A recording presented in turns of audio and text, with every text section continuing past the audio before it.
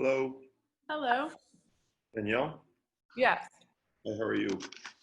Oh, how are you? Good.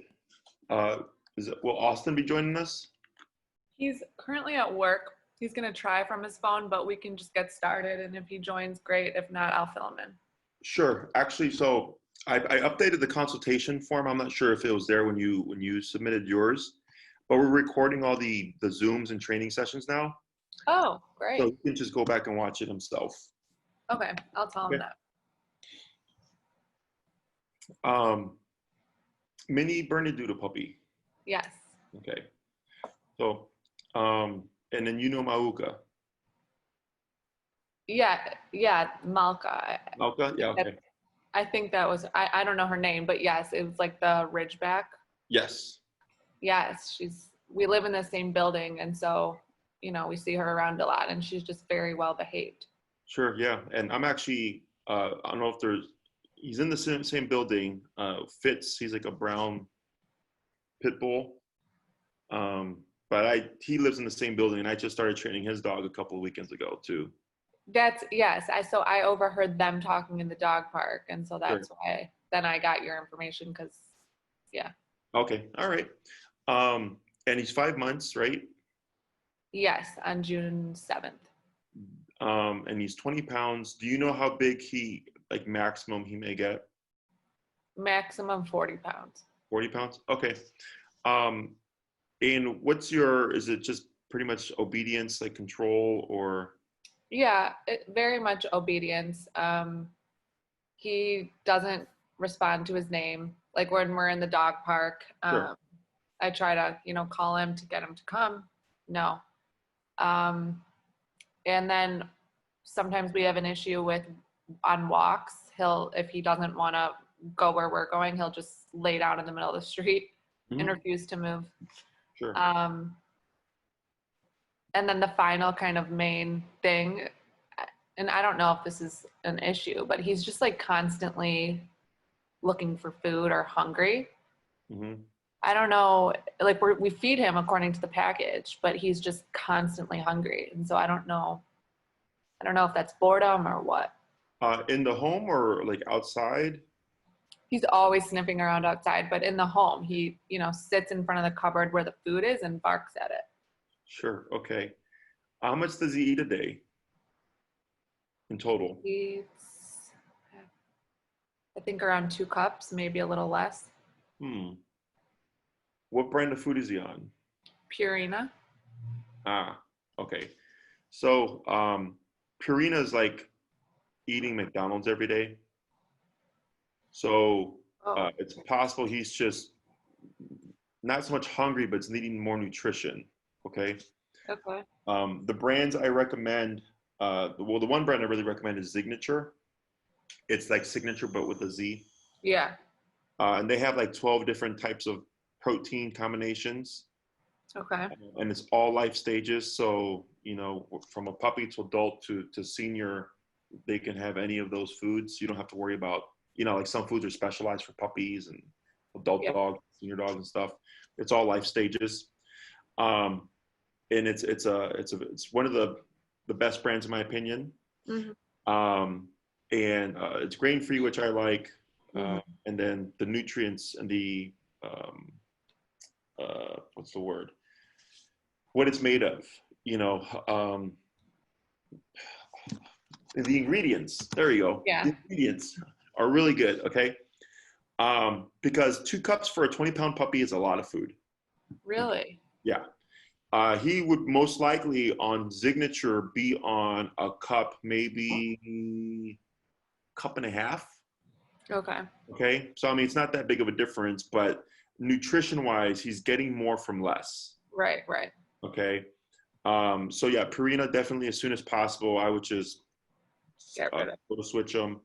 And then I'll tell you this while I have you now. Do you know how to transfer dogs to different foods?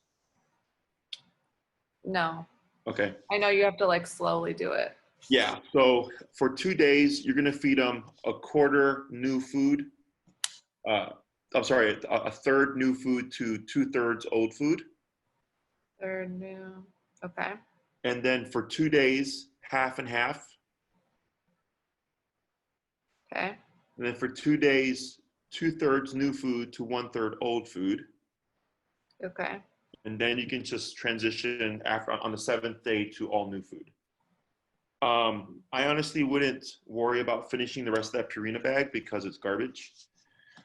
Well, it's so unfortunate. The vet recommended it. So. Yeah, well, this is a big thing. Veterinarians are backed by certain I see. food brands. I'm not backed Yeah. by anybody. This is just a good food. And yeah, I mean, you could even do research on it, but I trust you. sure. What I would recommend is that you get a smaller bag, like I think they're like 10 to 15 pounds. Okay. Okay. And when you introduce your puppy, if you notice he gets really watery diarrhea and it doesn't clear up, like it doesn't get better in days. So like the first day is always the worst. Okay. And it gets better, then better. So you're like, okay, like that's normal. Yeah. But if it gets bad and stays bad for 2 days or 3, most likely he can't handle whatever protein you got. I Okay. would try a different one. So if you're feeding him chicken now, try to get something close to that. So there's a common protein there. Yeah. And it's normal for puppies, but every now and then when they're switched, their body, their genetics just they can't handle it. So then I try something else. I cross that off the menu. Got it. Okay. Okay. Yeah. But yeah, definitely want to get him good nutrition, especially now as he's growing as a puppy. That may be possibly why he's looking for more food. Okay. Okay. And we'll just see how that works out. Sounds good. What else about your puppy? I would say those are the 3 main things. Okay. Other than that, he's very energetic. I'm not sure if that's just because he's a puppy, but like we'll take him to the dog park. We live across the street and he has the best time. Could stay in there for hours if we allowed that. And he comes home and he's barely even wiped out from it. He's just like very, very energetic. Yes. Whereas other dog parents of the same age are like, oh, wow, mine like sleeps for 4 hours after the dog park. Sure. So that could be partially because there's no off switch for him. What's your puppy's name? Moose.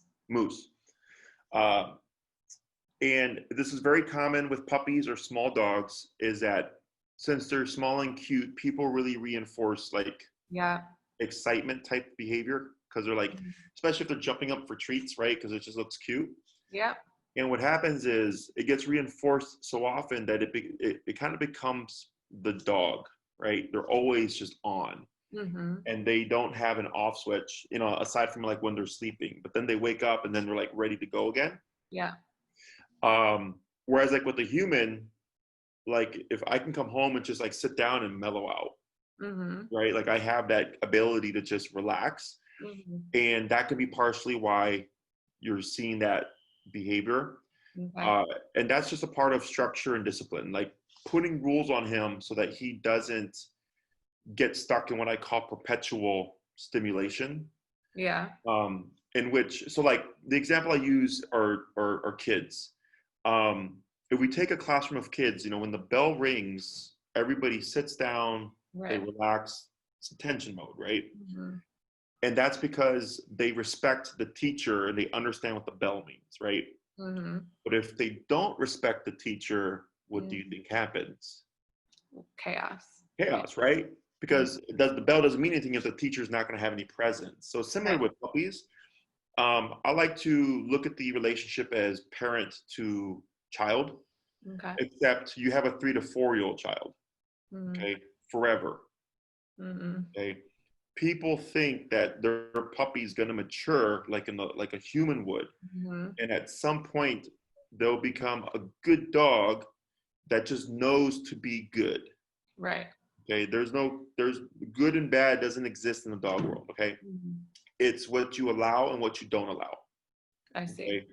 So my dogs, to this day, I'll still correct them for things, but it's like once in a blue moon. Yeah. Right. But when they were puppies, it was a lot. Right. And the same thing for a toddler. Like you have to tell a kid, like, go get dressed, go clean Right. your dishes, go put up your toys, right? Go do your homework, blah, blah, blah, blah, Yeah. forever. But they mature and eventually you develop these habits, right? Mhm. So the puppy and the dog is always forever a 3 to 4 year old child that you have to tell what to do. What does happen is it gets easier, Right. where they get conditioned enough that, like, if you call them at the dog park and you've practiced enough, Mhm. ideally you shouldn't have to argue with your dog. Mhm. Okay, I chase him. Yeah. chase him, right? So, but let's say, because he spends 23 hours out of the day in the home, Mhm. he gets 1 hour outside. That 1 hour is very valuable, Mhm. right? So if you don't have something to either make you more valuable than that or reinforce through consequence, you better return to me, he's Yeah. going to do his own thing, Right. right? And it's nothing bad. It's just the way of the world. Mhm. It's how dogs learn. Because one thing, like with Malka, like he's got his collar still, Yeah. right? And I'm sure they take him out sometimes without it, but it's when they know they're going to need it, it's present, Right. right? So if they're going to let him off leash anywhere, it's present. Mhm. And it's not that they're having to use it all the time, but if he decides, like, hey, there's a squirrel and I really want to chase that squirrel, Mhm. then he's going to opt for that. But the collar allows them to go, nope, you Right. still have to do what we say. Uh-huh. Okay. Mhm. Question so far. No, I don't think so. What would your life with Moose look like in the future? Like if you could have what you wanted, what does that look like? I think our main goals are really just to have him, I guess, like I said, kind of respect our commands of him, whether that's like to come, to sit. Oh, there's another thing I should mention with food. I mean, he knows sit, but when it comes to food, like he just attacks the food. Like, Oh, sure. I Yeah. don't know if that's even an issue, but like it's being poured and he's already trying to eat it. It's like he's just all in. Yeah. So that's more behavior. It's minor. It's very common. Okay. He's just got good food drive. Sure. Yeah. And the nutrition thing, right? Mhm. So that's more so teaching them manners than it is obedience. Okay. So I want you to look at behavior and obedience as morality and education for humans. Okay.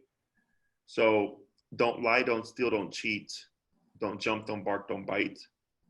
And then math, English, science, sit, stay, come. Okay. Okay.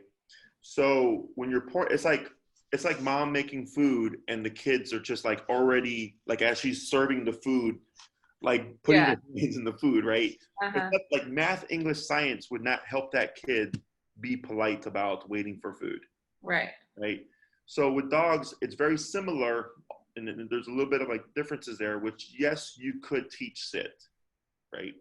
Mhm. But instead, because sit is a mechanical response, when you say it, he does it, right? But if his desire for something is overwhelming, he's gonna blow past the command. He's gonna be Mhm. like, I don't care about sit. I'm very hungry. Right. Right? So then it's really teaching him manners of waiting and being patient by default before he's gonna get his food. Right. Okay. So it's a very minor behavior. It's very simple to fix. Okay. So I'm not worried about that. Um, but like, would you in the future be going hiking with him? Would he ever be off leash anywhere unenclosed? Is it we just walk to the dog park, we walk home?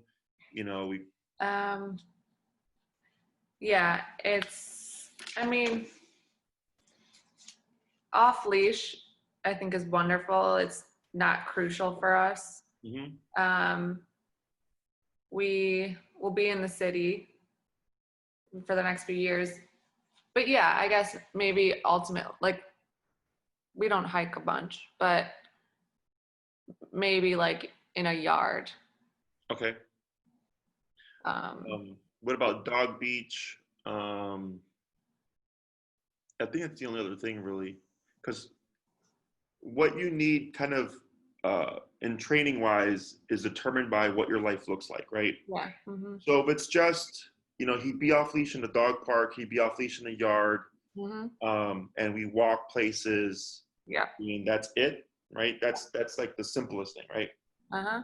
And then I get people that do that, but then they want to take their dogs to like a restaurant patio and like not have them roaming around, right? Mm-hmm. And then, so that's like middle. And then there's the people that do all of this, but then they go hiking a lot. They go out to like a cabin off the lake, where there's deer. And that's like the ultimate, right? Where they have to have full control, Right. right? So I look at it as a kind of um, uh, like the least, the middle, and then the most. Okay. Right now, what you're explaining to me kind of sounds like the least, okay? Yes. Because Oh, yes, I would agree, but also the middle also. Like we would, I mean, if he could stand it, we would love to take him to a restaurant patio. okay, because a lot of times when I talk to my clients, and you guys have a puppy, but like if I have a client whose dog is like has behavioral issues, typically their ceiling is like down here, but the tool that we're using allows us to get up here, Right. right? And or they won't believe it because their dog's so bad that they're like, no, like we're gonna have very low standards so we don't disappoint ourselves. Yeah. But you get, because of the tool, so much more, right? Yeah. So leaving the dog out the picture, if it's like, yeah, we'd like to be able to, do this stuff, but also be able to take them to a patio, like that's doable. Okay. Okay. You Yeah. just have to do the homework is all it is. Right. Okay. So off leash recall, I always do. Mm-hmm. Okay. No matter what the program is, because when people are going to use it, the dog's going to be off leash. Like most of the time when people really need the recall to work, their dog is chasing something they shouldn't. They're running towards the street, or they're trying to pull them away from chasing like a squirrel or something, right? That if it's not off leash reliable, it's pointless.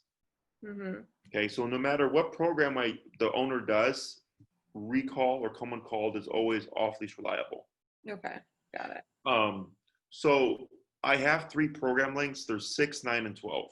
Mm-hmm. Okay. There's a 4th one that's 3 weeks, but that's like really simple stuff. What you're needing is more in the 6-week range. Okay. It's typically 2 classes for leash walking, Mm-hmm. 2 classes for the recall. And then depending on how well the dog is doing and the owners, if they tackle those things like Jesse, it's great. What else can we learn? Then the next 2 classes, I go, well, what do you want, right? Mm-hmm. So like, let's say you and Austin did your homework. Moose is doing great, and you wanted, the patio stuff. Then we can cover that in those 2 classes. I see. Okay. If and puppies are a little bit different. So at 6 months, I can press a puppy as if they're an adult. Okay, so I can train them to off leash levels. I can actually do it with the puppy at 2 months, but the difference is the owners feel bad. Okay, because of the tool, right? I've heard that. Yeah. So I've learned throughout the years, I don't even bother with pushing it on people. I just tell them wait till 6 months, because typically by 6 months, they've had enough experiences with the puppy that they're already driving them crazy, that they're ready for like, okay, let's do the big boy thing, right? So then, and at 6 months, puppies are more capable of doing adult level things easier. Okay. So if he needs more time, it's typically 9 weeks, which is the off-leash recall, the heel command, and then the stationary stuff. It's typically 9 classes. Okay. Because I'm counting in, if you have work, if it's really bad weather and you can't practice for a few, like there was a couple of weeks ago when it was raining like almost every day. Yeah. That at the last minute we had to like switch people around to like, we didn't really practice that much because it was bad. And I was like, it's okay. Like, we'll keep working. But they had smaller or lesser expectations that I knew that I wasn't worried about what we're going to get done within the time frame. Okay. Okay. So you're in the 6 to 9 week range. Mm-hmm. Okay. And that's kind of just contingent on how well Moose takes to the training and how much you practice. Because another variable is his personality type. Okay. Have you noticed anything from him? Like, does he ever seem timid? Does he ever seem nervous, fearful? No, Nope. Just quite the opposite. He's very confident. Yeah. okay. So that's good. You know, we won't know until we work with him. Mm-hmm. But if he's full on confident, he's going to have a quicker recovery time. Mm-hmm. Because we're using disciplinary or like or we're putting consequences to things, right? So like me, I was raised old school. I was spanked, and I didn't like spanking, right? Mm-hmm. So it's kind of similar for the dog. We're not punishing him, but it is a negative, right? That it's not gonna be his favorite thing in the beginning, okay? But once he understands it, then it's like, oh, you mean if I just come when you call me, like nothing happens? All right, cool, right? He learns to just go with things. Mm-hmm. But in the beginning, because we have to use the e-collar to train him, he's going to be apprehensive possibly. More confident dogs turn around faster. Okay. Okay. So it's not uncommon in the beginning to see what looks like depression or mopiness. Okay. Mm-hmm. And it's not depression or mopiness. Okay. It's either the dog being calm or the dog just trying to just process the concept of discipline. Mm-hmm. Okay. So a lot of clients are so used to seeing their dog being one way, like excited and always jumping and stuff, right? And they'll equate it to happy. Yeah. And I'll tell them, no, your dog's just really excited all the time. Yeah. So then when they start the training and the dog starts to calm down, they're like, is the dog depressed? I'm like, no. I'm like, you're just so used. Yes, this is how it's supposed to be. Like, you're just so used to seeing this, right? Mm-hmm. And then they worry like, oh, am I like ruining the dog's personality? I'm like, no, your dog's still the same. Yeah. But now they have the off switch. Right. You know, so like me being at work and running my business, my employees see one side of me, right? And it's just like assertive, like do this, do thing, right? Do this and do that thing. But when I'm with my friends, they see a totally different side of me. Right. Right. So same thing for your dog, except you're going to see both. You're going to see, hey, now we're working. Now we need you to behave. Mm-hmm. And then go be a dog, go be free. But I might need you to do something. Right. Mm-hmm. That's what it is. Got it. Okay. Question so far? No. I more so have questions about like how the parents are incorporated into the training. So things are kind of weird right now. Yeah. With the virus, right? Is what I've been doing now, it's all verbal coaching. Okay. So we meet outside at the park. Moose would have his appropriate color. It'd be you and Austin, right? And I'd send you some videos to watch prior, just so that you come in already knowing some stuff, and we can jump right into the training. Okay. The concepts are very simple. Okay. The hardest class is the first class. Once you get over that, it's very simple. Okay. It's really just the reason why I like e-collar so much is because you get off-leash control, right? So I don't worry if the dog's running away because they're scared of like a firework or because they're chasing a squirrel. If they decide to blow me off, I can make them come back. Okay, so that's like the biggest thing. Yeah. But also, like let's say you had a bigger dog. Let's say you had a 100-pound dog. Strength doesn't matter with e-collar because the power adjusts according to the number. The higher the number, the more power, right? So if I have a small person to a 100-pound dog, I'm not worried about the person trying to physically control the dog because it's all about this. Okay. Once you control the brain, you control everything else. Okay. But the other thing is the exercises are so simple and easy to learn that I don't have to touch the dog. Okay. So previously, I would show up, I'd work with the dog first, you would watch to get an idea, and then I would coach the client. Okay. Mm-hmm. The only problem I had with it was that I was working through all the trouble spots. Right. But I'm the expert. I don't need to know this stuff, right? Mm-hmm. And then for the client, they would often like forget things because they didn't get so much hands-on. Mm-hmm. But now, since you're working through everything, even the rough spots, you're learning more, Mm-hmm. and you're doing complete hands-on. So everything's associated to you, not to me. Right. Because what can happen is, since I know what I'm doing, the dog will see this. They go, well, Jesse knows what he's doing, so I'm going to respond better. Mm-hmm. But since you don't, why do I even listen to you? Right. Okay. Right? And it has nothing to do with intelligence. It's very clear to see, like, if you see two people doing something, you can tell who's got experience and who doesn't. Mm-hmm. Right? Same thing for the dog. Right. And it's like I'm training you, but then as you're learning and training yourself, you're training your dog. Mm-hmm. Yeah. Right? As opposed to me coming in and already being trained as a dog trainer. Mm-hmm. It's easy for the dog, right? Right. So I actually like it a lot. The clients that we've signed up since this whole thing started like it a lot because it's all them, and they're getting immediate results is the other thing. Mm-hmm. Okay, so like, have you ever done food training with Moose? A little bit. A little bit. Not So completely. like, with food-based training, the ceiling is very low in terms of what we can expect. Mm-hmm.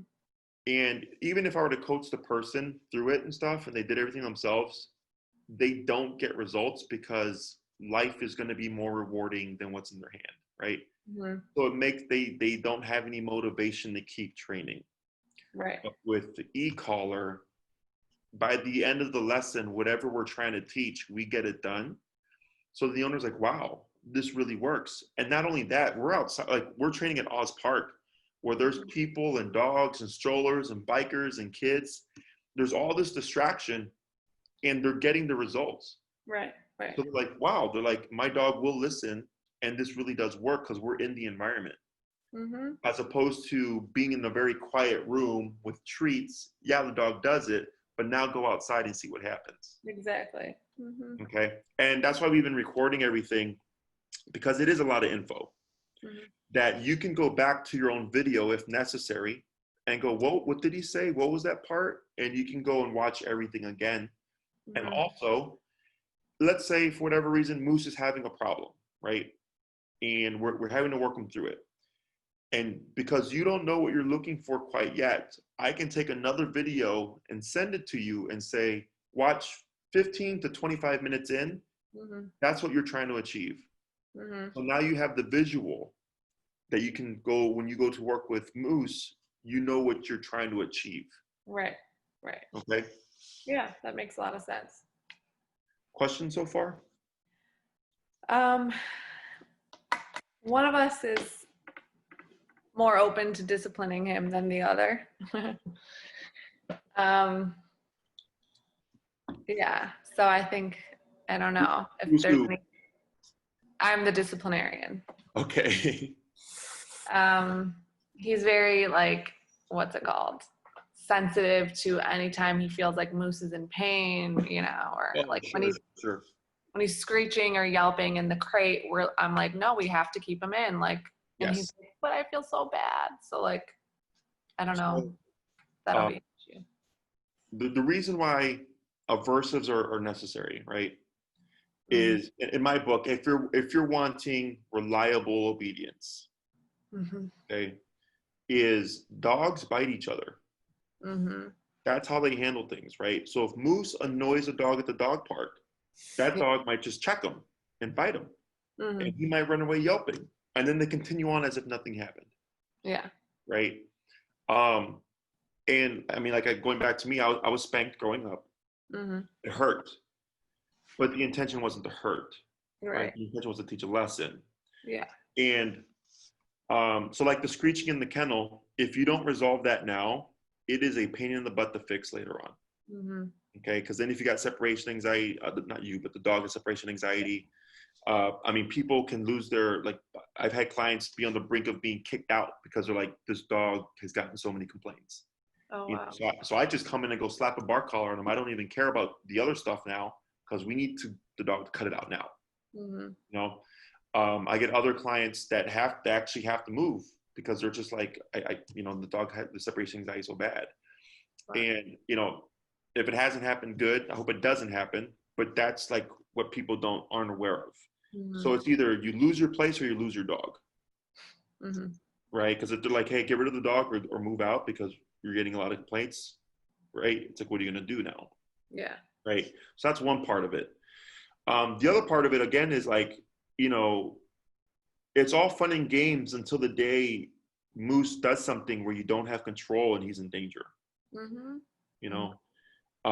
And my niche, like, I get more of those people because I'm usually, I'm like the bad guy in training is what I tell people, because everybody wants to do things positively, but positive doesn't always work. And actually, I posted a video recently about, you know, the recent, when George Floyd and the Black Lives Matter movement and stuff like that. And I don't know, on social media, like you may have seen like people go like, why aren't they protesting peacefully? Like, why are they rioting, right? Yeah. Mm-hmm. Well, what about Kaepernick and Martin Luther King and like all these peaceful protests that achieved nothing, right? Yeah. And then it escalated. And then there was looting and rioting in small subdivisions. And all of a sudden, now they're getting attention because it was a really big aversive, right? Now humans is different, right? Because we're talking on a bigger scale. Right. But if you apply that to your dog, if you call him and he doesn't respond and you're only using food, the worst that happens is he doesn't get a treat, right? But if I'm doing e-collar and it's like, if you don't respond, you're going to get this uncomfortable moment and I'm going to make you come back is very different. Right. Right. So, and I have plenty of videos. We try to avoid that as much as possible. Okay. With like the yelping and stuff. Because it does mean you're too high, right? You have to adjust it to the dog. Okay. Have you ever been to a chiropractor or a physical therapist? Yeah. You have. Have you ever had stim? Is that like the vibrating? Yeah. That's an e-collar. Oh, okay. Okay. So it's not electricity. It's not like a taser. Okay. It's a muscle contraction. It's a miniaturized TENS unit. Got it. So, because I think what people typically think is you're electrocuting your dog.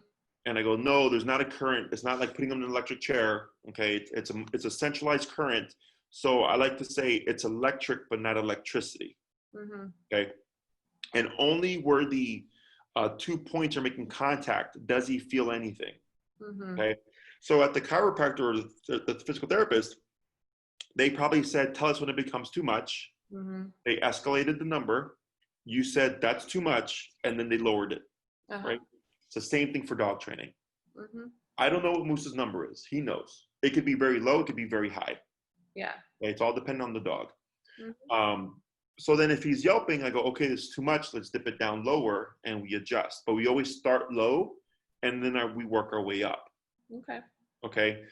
Yeah, people typically think we come in and it's like you just jack it up and you make the dog do stuff. And I go, no, that's like completely not how it works. Okay. And then we just progress according to his personality type. And I've worked with plenty of clients who were, when they see the dog respond, they're like, oh my God, like, is this really necessary? I'm like, it just comes down to, do you want to risk potentially one day Moose not responding and you needing him to respond, but not having the control, right?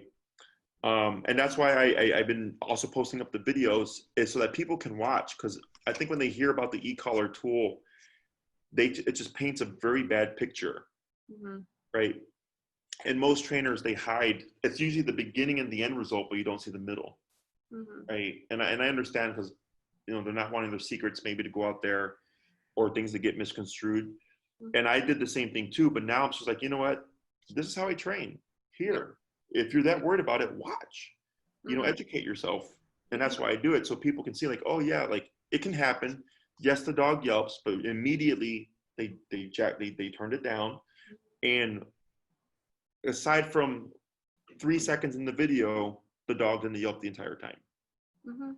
You know, I so support it. it's just getting Austin Exactly. But on board. Yeah. I think, yeah. I think it's important for both of us to like be motivated to train him, and I just, yeah. So it is important that both people be on the same page. Mm-hmm. Okay. What can happen, because I've been in this boat before, is if one person is anti and then the other person is pro collar, is the dog either becomes a gambler or learns to play the relationship. Exactly. Right. And he's So like, smart enough to do that. yes, so like, again, kids, me growing up, when I was with my parents, I knew to behave myself. Mm-hmm. If I was with my grandma, I knew I could get away with more. And if I was with my mom and my grandma, I knew I could play the rules because grandma would tell my mom, no, leave him alone. He's just a little kid. Mm-hmm. Right? That's The funny. same thing with dogs. Yeah. So like you're solo and you're very strict, Moose is going to be awesome. Uh-huh. But then if Austin comes in and goes, no, like, leave him alone. Like, it's okay. Uh-huh. Yeah. He's going to play that game. Okay. Mm-hmm. So it's normal to see, so obviously both people be on the same page gets you even more progress. Otherwise, it's kind of constant steps forward and then constant steps back. Yeah. Okay. Other questions? I don't think so. I mean, we kind of touched on it earlier, but one of the most common questions I get is, of course, when does the collar go away? Mm-hmm. And my thing is, when you need it, you have it. Mm-hmm. Right? If it's just a quick potty break, like, who cares? Yeah. Right? But if you know he's going to be off leash, or if you know you're going to a restaurant patio and you want him under control, you want to have your training tool with you. Okay. And I don't like the word dog training because training implies it's done at some point, right? Not with dogs. The application of the stim becomes less and less and less. Ideally, like my dogs, I might have to use it once in a blue moon, but they still have their collar on, right? Same thing for Malka. They have the collar on, but they're not having to constantly use it. Right. Right. And Malka is a different personality type. He's a nervous personality type. Oh, really? Yeah. Oh. So like, if we have a completely stable, confident dog and a nervous dog, at the end of training, this dog will most likely need a little bit more remote to reinforce, but it's still far less than the beginning because of the nervousness. So it's not disobedience. It's because you're helping the dog address its nervous behavior in certain situations, right? Got it. Because a lot of people think like, oh, if I teach my dog to like sit and walk without pulling and stuff, they're just going to do it and be a good dog, right? And I go, no, because dogs are reactive, they're not proactive. Like, you can decide to like take singing lessons and do that, and then after you take your lessons, you can decide to practice and sing at your whim. Yeah. Dogs don't do that. Yeah. He's like, oh, you told me to sit? Okay, but can you make me sit? Okay. So with humans, we have prisons, judges, and cops and jails, but people still commit crimes. So I liken it to having a cop on the collar, where it's like, okay, if you don't listen, well, I can make you behave. Okay, so it's nothing. It doesn't have to do with the level of training. It doesn't have to do with my skill set or your skill set. It's simply that's realistic behavior. Yeah. So if my mom said, you can't watch TV, you're grounded, and then had to leave and to get groceries and said, watch the kids, but there was no one to make me not watch TV, I watch TV. Right, exactly. So that's like some of the hardest things that I get with people is they have a hard time understanding that concept. And I'm like, not even people do it. So why would you expect a dog to? Right. Okay. Yeah, that makes sense. Now in the home, if there's any behaviors that you're trying to correct, like chewing and jumping and stuff, that's different. He doesn't need the collar 24/7. It's only when you're training or when you're going to need it. So, if he's inside the house and he's a good dog, then he's not wearing the collar inside. Okay. Um, and you said he might get as big as 40 pounds. Yes. So you have a couple of options here in terms of the collar. Mm-hmm. One collar is for 35 pounds and under. Mm-hmm. It runs 287 with tax. I'm sorry, no. It runs 237 with tax. And then there's one for 70-pound dogs and under, and that one runs 287 with tax. Okay. Mm-hmm. Now, if he ends up hitting 40 pounds, and he's just 5 pounds over, right? The reason I tell people to opt for the higher powered collar is Mm-hmm. because you want to think in case of an emergency. Yeah. If something scares Moose and he's running away and you can't catch him, it's not obedience really.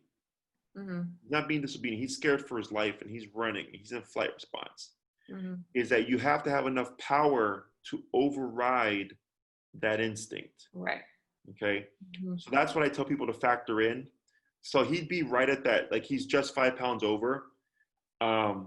But it's more like in case something happens, you don't have to worry about, will you be able to get him to respond in case of an emergency? The other thing is, you say he's a mini Bernedoodle? Mm-hmm. Okay. Is that those mixed breeds, it's not, especially Bernedoodles or any of the doodles that are coming out now, there's all sorts of doodles, Mm-hmm. is that it's not refined yet. So they give, like I had someone that they were going to get it was a mini, no, it was a standard golden doodle. Mm-hmm. They were expecting 35 to 45 pounds. He's 10 pounds, Oh my full gosh. grown. Okay. Full grown, he's 10 pounds because the genetics are all over the place still. So they're guessing and going, well, he's the tiniest one. So, or, he's the biggest one. So we think he's only going to get, he'll max at 35, 45, but he stopped at 10 pounds, That's crazy. Yeah. So you're thinking 40, he might end up 50, 60. That's another thing, right? So then it's like you spent this money for a 35-pound, call it for 35-pound dog, but now you got to buy another one because he outgrew it. Mm-hmm. Okay. Yeah. So that's just something to keep in mind. At the end of the day, it's your decision. But I would suggest you get the higher powered one, and Maria would send you the info for the make and models for those two collars. Okay. Sounds good. Yeah. Anything else? I don't think so. I think we covered it all. And you said he's 5 months, correct? Yeah. Yeah. So if he's a confident pup, you can start as young as 5 months. Okay. Especially if they're going to be a bigger dog. The tinier ones, like the little Chihuahuas and stuff, I'll tell them to wait till 6 months because they're so small. Yeah. You can also just wait till he's 6 months. What I would suggest after you speak with Austin, because I'm not sure how the summer's going to turn out. Mm-hmm. Things have been picking up more now with the better weather, thankfully. Yeah. How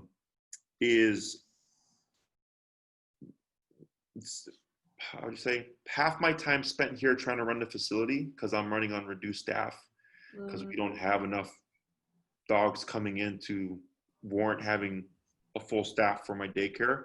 Yeah. So we're trying to balance that out plus my private visits. Okay. So if you're wanting to book in the future a month later or whatever, my suggestion would be, you speak with Austin, figure out what you're going to do. And then if it's a go, turn around, talk to Maria, and start getting your time in. Okay. What if we know we just want to book it now? Like soon? Yeah, you can do that too. Yeah. Okay. But I'm not, neither of us are really worried about his capacity to handle it. Like, I mean, I should probably check with Austin, but we are kind of on the same page that we know this is a good fit. So how early, would you be able to start as soon as next week? Yeah, ask Maria. It all just comes down to availability Okay. because we had a spike. After you, I have like 5 more consultations. Wow. So yeah, it was like so I typically had 30 to 40 clients a week, and then COVID hit and it went to 0. Oh my gosh. Yeah, and then I was like, I don't know what to do because it was weird, like Yeah. what's going on. Yeah. And my rent's still due, bills are still due, and then people started coming back, and then I was like, all right, well I can do hands free now because a lot of people were worried about the virus thing, Hmm. and it's been doing so well. And what we've done actually is that we've with any of the programs, the 6, 9, or 12, Hmm. we've added in 2 Zoom sessions, Oh. okay, for any in-home stuff, Hmm. okay. So like any simple stuff, or maybe like you're having questions about a thing, like you have a lot of questions, instead of asking them at the training session, we just hold a Zoom session Okay. so that we can use the in-person stuff to do the in-person training Got it. and get more out of it, as opposed to wasting time asking questions and then getting very little hands-on time. I see. Okay. Okay.